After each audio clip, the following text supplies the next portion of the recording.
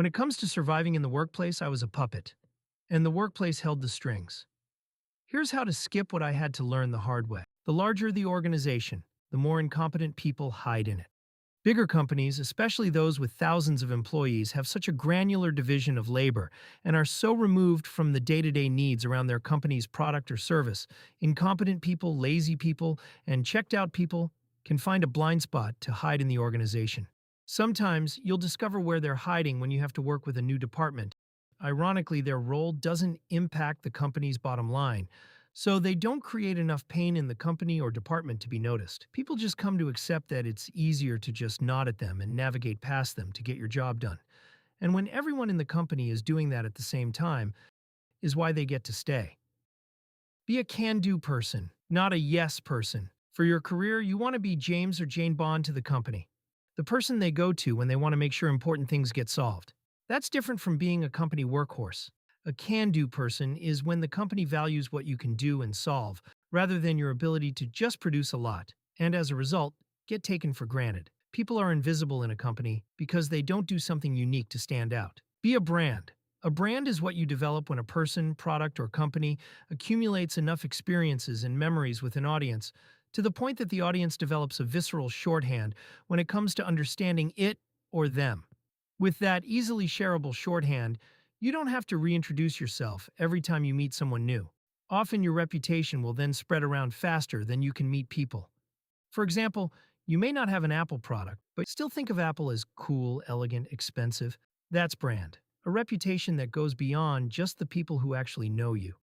You need to become a brand, not just to the company you currently work for, but to the greater business community who could be one of your future employers. Use LinkedIn to become a brand to the business community. That's not doing a Me Too level post or reaction on LinkedIn. It's about standing out on LinkedIn where people say Me Too to your posts. Here's a tip for being memorable and building a brand. If you are saying something interesting, people will say, "That's interesting." But if you say enough interesting things, people will say, "You're interesting." That's branding. Companies have seasons. Know which one your company is in. Kodak, Macy's, Chrysler.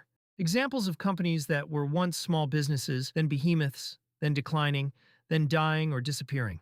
All companies eventually go through these stages or seasons of business life. Founder, growth, heyday, struggles, decline, ending with a death or merger. The people they have, company environments, work opportunities, needs, and the level of pay they offer you will likely depend on which season they are in. If a company is growing, they might look and pay for people who can continue growth. They may offer more perks to keep talent. If a company is in decline, they might try to cut pay or hire people with just enough skills to keep the company running in zombie mode. Promotions might be scarce. When you see a change in a company's season, you either need to change for it or find another company that is in the season you want to work in. Know if you have a farmer or a builder mindset. An article in the Harvard Business Review defined two types of employee mindsets that exist at companies: farmers and builders.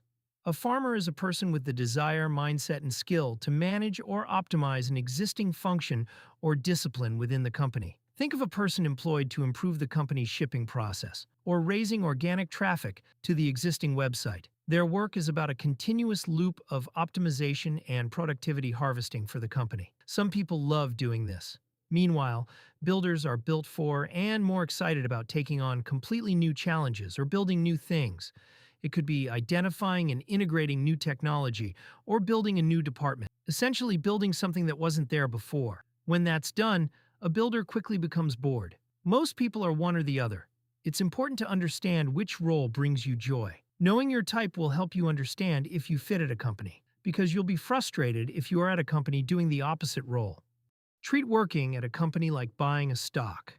You buy or join the stock or company for potential or value. You sell or leave when you don't see growth. Like a stock, don't be so in love with a company that you are holding on to it instead of selling for a better opportunity, especially if the stock you have is going down in value. Want more ways to not be a company puppet?